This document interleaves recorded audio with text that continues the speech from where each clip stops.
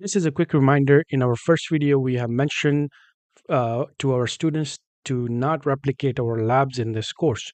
The reason is simple. You are actually learning how other security professionals or administrators configure the products such as routers, servers, and many other devices. And that's not a part of a cybersecurity analyst job where you have to go and do that sort of setup. You're just looking at how a company is set up, doing the setups by using different type of systems that are commonly used.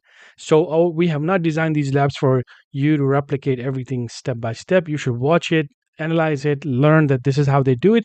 And then the next course, when things are practical for cybersecurity and you get to use the Linux to attack these systems and different type of devices, then you will understand what you are actually working on, whether it's finding a vulnerability or whether it's basically doing something else from a cybersecurity perspective. You will need to know that. But in this labs, just watch it, get a lot of information from it, and basically learn from the videos.